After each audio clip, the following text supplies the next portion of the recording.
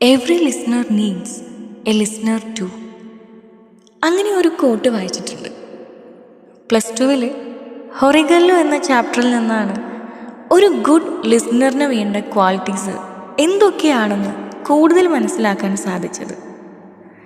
പണ്ടത്തെ കാലത്ത് ഒരുപാട് ദൂരം ട്രാവൽ ചെയ്ത് ടയേർഡായിട്ടുള്ള ട്രാവലേഴ്സിന് അവരുടെ ലഗേജസ് ഒക്കെ ഇറക്കി വെച്ച് ഒന്ന് റിലാക്സ് ചെയ്യാൻ സഹായിച്ചിരുന്നത് ഈ ഹൊറിഗല്ലോ ആണ്. ഈ പറഞ്ഞ ഹൊറിഗല്ലോ നമ്മുടെ ലൈഫിലും ഉണ്ടാവും. നമ്മുടെ മനസ്സിൻ്റെ ഭാരം ഇറക്കി വയ്ക്കാൻ നമ്മളെ സഹായിക്കുന്ന മനുഷ്യരായ ഹൊറിഗല്ലോ. നമ്മുടെ പ്രിയപ്പെട്ടവർക്ക് മുന്നിൽ മനസ്സ് തുറന്ന് പറയുമ്പോഴൊക്കെ ജഡ്ജ് ചെയ്യപ്പെടാൻ നമ്മൾ ഒരിക്കലും ആഗ്രഹിക്കാറില്ല. നമ്മളെ കേട്ടിരിക്കാൻ ഒരാൾ. ചില സിറ്റുവേഷനിൽ അതുമാത്രമാണ് നമ്മൾ ആഗ്രഹിക്കുന്നത്.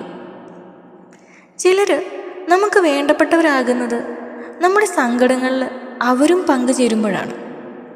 അത് എല്ലാവർക്കും പറ്റിക്കൊള്ളുന്നില്ല കേട്ടോ.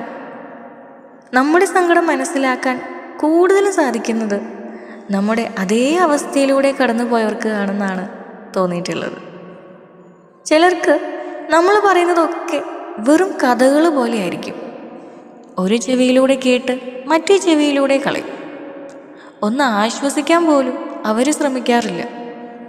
അവിടെ നമ്മൾ വെറും ഒരു കോമാളിയാവുകയാണ്. അവിടെയാണ് ഹൊറിഗല്ലോ എന്ന വാക്കിൻ്റെ ഇമ്പോർട്ടൻസ് ഉണ്ടാവുന്നത്. ഒരാൾ അയാളുടെ സങ്കടങ്ങൾ നമ്മളുമായിട്ട് ഷെയർ ചെയ്യുന്നത് കൊണ്ട് അയാളുടെ മനസ്സിൻ്റെ ഭാരം കുറയ്ക്കാനാണ് ആഗ്രഹിക്കുന്നത്. ലൈഫിൽ വേഴ്സ്റ്റ് സിറ്റുവേഷനിലൂടെ ആയിരിക്കും അയാൾ ഫേസ് ചെയ്തു പോകുന്നത്. ഈ സമയത്ത് തൻ്റെ വിഷമം കേൾക്കാൻ അറ്റ്ലീസ്റ്റ് ഒരാളുണ്ടാവുക എന്നത് അയാളെ സംബന്ധിച്ചിടത്തോളം വലിയ കാര്യമാണ്.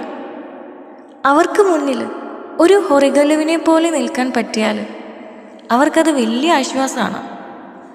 നമ്മൾ മറ്റുള്ളവരുടെ ലൈഫിൽ ഒരു ഹൊറിഗല്ലോ ആവുമ്പോൾ തീർച്ചയായും നമ്മുടെ ലൈഫിലും ഉണ്ടാകും അങ്ങനെ ഒരാൾ. ഇത് കേൾക്കുമ്പം അങ്ങനെ ഒരാളുടെ മുഖം നിങ്ങളുടെ മനസ്സിൽ വരുന്നുണ്ടെങ്കിൽ യു ആർ ലക്കി.